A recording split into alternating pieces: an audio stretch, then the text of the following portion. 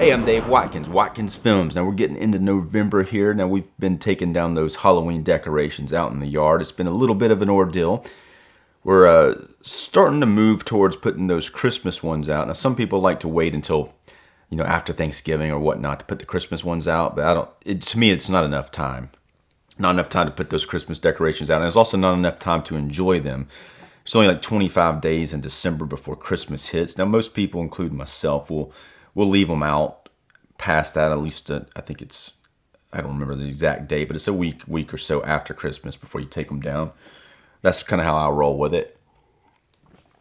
If you haven't done so already, if you go ahead and like this video, just take a moment and just hit that like button and subscribe to my channel as well. Today we're going to talk about a new UHD 4K UHD release of it's a double feature of Val Lewton produced films. I Walked with a Zombie and The Seventh Victim. Now this is put out by Criterion Collection, and it's a pretty cool set. I think they previously released these on DVD a while back. Then it's the first time in 4K. Now, if those who aren't familiar with Val Lewton's films, these are both of these films are from 1943. They're both black and white, which they typically were. But he was a producer, and all of his films kind of had that same type of feel, type of quality to them. His films are typically a slow burn horror film that you don't see a lot. They're low budget, so they came up with very creative ways to build tension, but they didn't have a lot of money for special effects. Occasionally you see a little bit of something. When they do it very very effectively, and it's often very just the fact that you don't see things, sometimes it's more creepy than actual seeing things. Another couple of his films previously released, now this was put out by Scream Factory on Blu-ray, The Leper Man, which is probably the one that I saw first, and I kind of like this one better than the others. It's probably just because I saw it first, because they're all kind of similar in execution. The most famous one is The Cat People. Now, The Seventh Victim here has a character who is in The Cat People, played by Tom Conway. He's a doctor, like a psychiatrist, I think. But he appears in both movies. Now, The Seventh Victim was done after Cat People, but it makes it a prequel because his character dies in Cat People. Spoiler, but he of course doesn't die in The Seventh Victim, and he's top billed, but he doesn't play the main character. There's one plot line. It just doesn't connect the films, but there's one like it's not really. Is it a plot point? I guess it's a plot point that's used in both of these films, and it's used better in I Walk with a Zombie. Now, The Seventh Victim is a much better film than I Walk with a Zombie, but they do use the same plot point, which doesn't work as good in The Seventh Victim, and it's kind of annoying, but it works fine in I Walk with a Zombie. The protagonist, who's a woman, falls in love with a married man in both of them, and they both kind of fall in love with each other, and it causes conflict. And it's kind of, in I Walk with a Zombie, it makes sense. So let's go ahead and talk about the plot of I Walk with a Zombie. So in I Walk with a Zombie, the main character, she's a nurse named Betsy. She is commissioned to help care for a man's wife in the Caribbean. So she travels to the Caribbean, and then the wife is kind of in a catatonic state.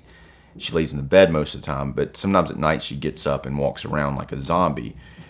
So she might be a zombie. It's something has happened to her. She had a bad fever, and then after that, it's kind of put her in this state.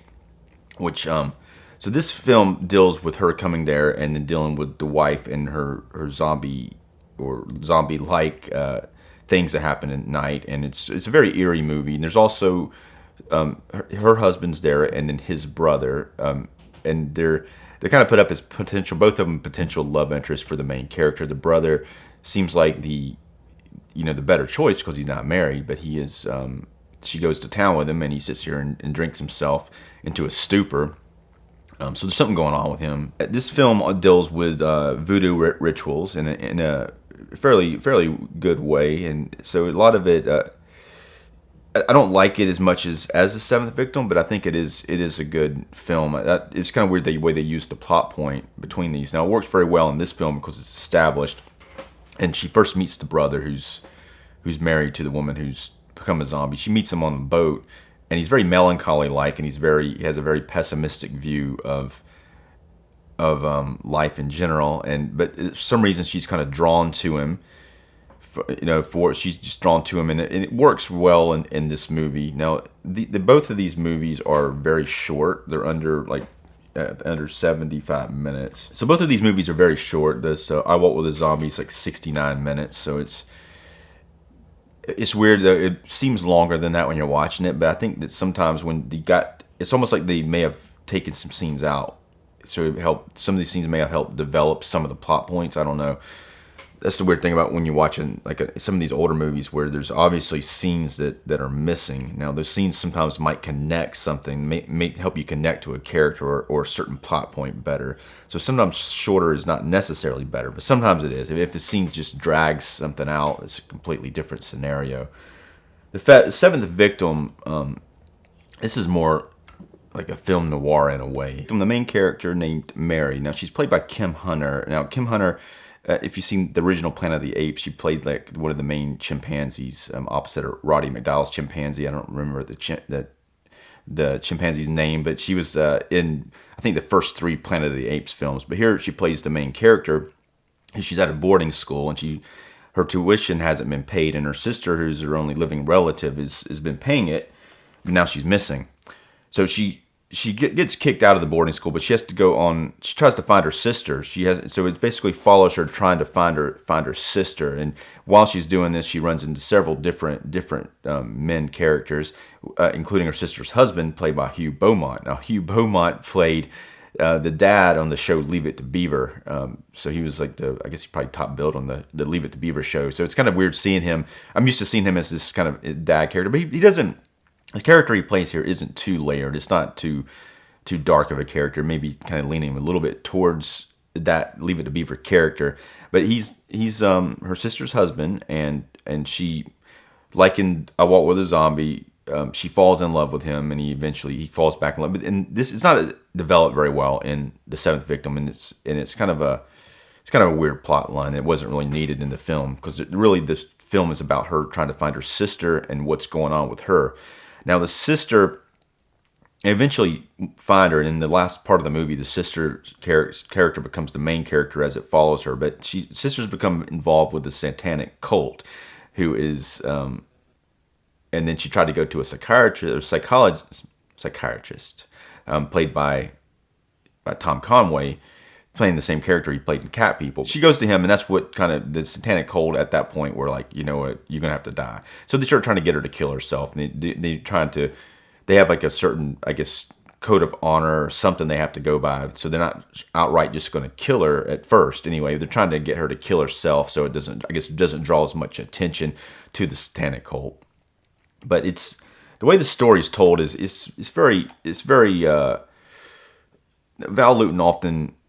Obviously he's just a producer, but his films often played with shadows in a very film noirish way. Maybe he had similar camera people or lighting people, but they all have this kind of cool build up, and it's very interesting watching these films, and I'd recommend both of them really. But The Seventh Victim, even though it does have that one plot point, I think it's very interesting, and ultimately just.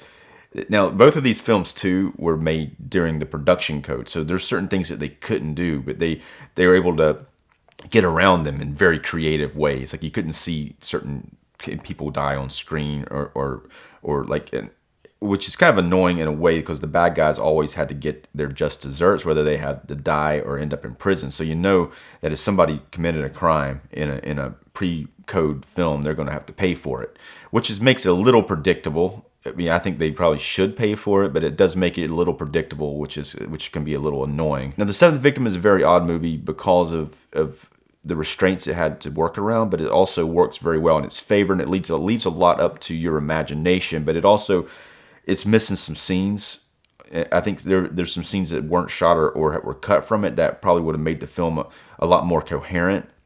It does have a bit of an incoherency to it, but at the same time, that it does play into its charms. Now, there were several times where I didn't quite understand what had happened on screen. I had to rewind it back to figure out what exactly had happened, or I had to listen. A lot of it's told rather than shown, which is, I guess, kind of not the best, but I think sometimes in these older films like this where they had to to adhere to the production code, they had to not show things. And plus, some mystery sort of things were not. It helps them not be revealed. But sometimes when people say things, you have to kind of take their word for it, even though you don't know for a fact because you didn't see it happen. But you kind of have to take their word for it in certain circumstances. Let's take a quick look at the packaging here. Now we have. Notice the C in the upper corner there, and in the bottom here it says a 4K Blu-ray combo edition, which is fairly unique for Criterion Collection stuff. On the inside we have 2 discs. Unfortunately, they're both on the same disc. One's a 4K disc and the other one's a Blu-ray. It's nice that they included both. Unfortunately, both of the films are only on 1 disc each. And we also have a booklet. Let's take a look at it real quick. It's a double-sided booklet. I Walked with a Zombie on one side. The other side is The Seventh Victim. On the inside of it, we have pictures of the film. There's Kim Hunter's character from The Seventh Victim. And there's her sister. Pretty awesome hair, or maybe it's probably a wig. And on the reverse side, we have I Walked with a Zombie. And there's the character who is the sister, the wife who is a zombie.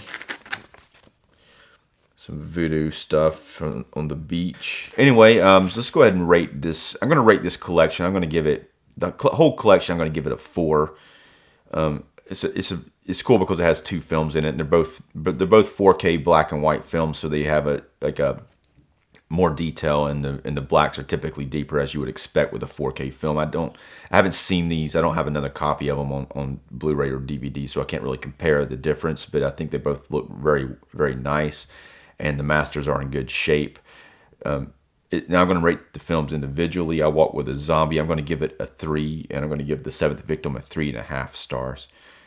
Anyway, let me know if you've seen these films. Let me know what you think about them, and if you think of what you think about the combo or the 4K combo from Criterion Collection. If you haven't done so already, if you go ahead and like this video, subscribe to my channel. I'm Dave Watkins. Thanks for watching.